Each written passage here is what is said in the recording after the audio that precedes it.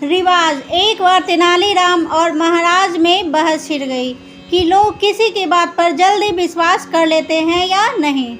तेनालीराम का कहना था कि लोगों को आसानी से बेवकूफ़ बनाकर अपनी बात मनवाई जा सकती है। महाराज का कहना था कि यह गलत है, लोग इतने मूर्ख नहीं कि किसी की बात पर आंख मूंदकर विश्वास कर ले। महाराज ने कहा, तुम किसी से भी जो चाहो नहीं करवा सकते। क्षमा करें महाराज, मैं अपने अनुभव से कह रहा हूँ कि यदि आप में योग्यता है तो आप सामने वाले से असंभव कार्य भी करवा सकते हैं। बल्कि मैं तो यह कहूँगा कि यदि मैं चाहूँ तो किसी से आप पर जूता भी फेंकवा सकता हूँ। क्या कहा? महाराज ने आंखें दिखाई। हम तुम्हें चुनौती देते हैं कि तेनालीराम की तुम ऐसा करके दिखाओ। मुझे आपकी चुनौती स्वीकार है महाराज। तेनालीराम ने सिर झुकाया। किंतु इसके लिए मुझे कुछ समय चाहिए। तुम जितना चाहो समय ले सकते हो, दृढ़ता से महाराज ने कहा। और उस दिन बात आई गई हो गई। तेनालीराम और महाराज दोनों ही अपने अपने कार्यों में व्यस्त हो गए। 2 माह बाद महाराज कृष्णदेव राय ने कुर्ग प्रदेश के एक पहाड़ी सरदार की सुंदर बेटी से अपना विवाह तय किया। पहाड़ी इलाके के सरदार को विवाह के समय महाराज के परिवार के रीति रिवाज का पता ना था। उसने जब महाराज के सामने अपनी यह परेशानी रखी तो वे बोले, इस विषय में तुम्हें किसी प्रकार की चिंता करने की आवश्यकता नहीं है, हमें केवल आपकी पुत्री चाहिए। परंतु सरदार फिर भी ना माना। वह अपनी इकलौती बेटी के विवाह में किसी भी प्रकार की कमी नहीं करना चाहता था। अतः उसने चुपचाप तेनालीराम से संपर्क किया। तेनालीराम ने उसकी समस्या जानकर दिलासा दी कि अब चिंता ना करें, मैं सभी रस्में अदा करवाने वहां उपस्थित रहूंगा।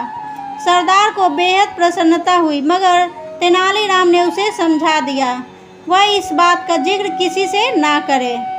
तेनालीराम ने उससे कहा, महाराज कृष्णदेव राय के वंश में एक रिवाज यह भी है कि विवाह की सभी रस्में पूरी हो जाने पर दुल्हन अपने पांव से मखमल की जूती उतारकर फेंकने के बाद दूल्हा दुल्हन को अपने घर ले जाता है।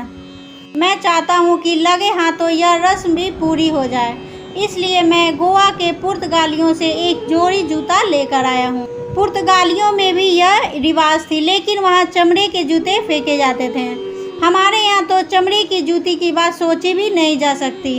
हाँ, मखमल की जूती की बात कुछ और ही है।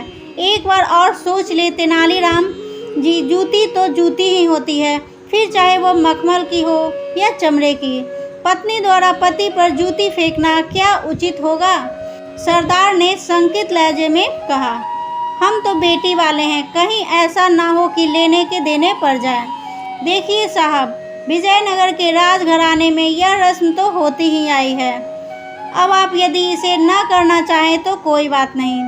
नहीं नहीं तेनालीराम जी, कोई भी रस्म अधूरी नहीं रहनी चाहिए।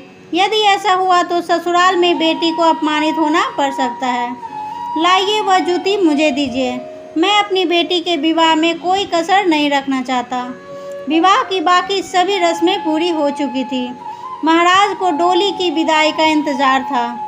दुल्हन को बाहर लाकर दहेज के सामान के पास ही एक स्थान पर बैठा दिया गया था। अचानक दुल्हन ने अपने पांव से मखमल की जूती उतारी और मुस्कुराते हुए महाराज पर फेंक मारी।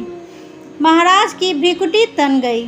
वह क्रोध और अपमान से तिलमिलाकर उठना ही चाहते थे, तभी पास बैठे तेनालीराम ने उनका हाथ दबा दिया और जल्दी से उनके कान के पास मुंह ले जाकर बोले, महाराज क्रोध ना करें और इन्हें क्षमा कर दें, यह सब मेरा किया धरा है।